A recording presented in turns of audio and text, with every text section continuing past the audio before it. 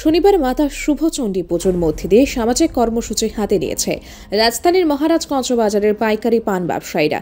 এদিন মহারাজগঞ্জ বাজারের পাইকারি পান ব্যবসায়ীদের উদ্যোগে শ্রী শ্রী শুভচণ্ডী মাতার পুজোর আয়োজন করা হয়।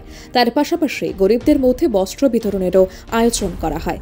এদিন এই অনুষ্ঠানে উপস্থিত ছিলেন কাউন্সিলর রত্না দত্ত এবং পাইকারি পান ব্যবসায়ী সমিতির সম্পাদক জয়দীপ সাহা সহ অন্যান্যরা।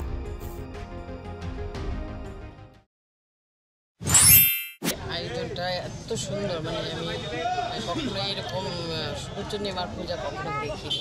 এই প্রথম ফার্স্টবার আমার এখানে আসা, সত্যি খুব আনন্দ লাগছে। এবং আজকে এই শুভ দিনে শুভ উদ্যোগে আমি এখানে থাকতে পেরে আমার ভাইদের যে পান ব্যবসায়ী সমিতির পক্ষ থেকে যারা ভাইয়েরা এখানে উপস্থিত আছেন, দাদারা আছেন, সবাইকে আমি ধন্যবাদ জ্ঞাপন করছি আমাকে এখানে আমন্ত্রণ করার জন্য।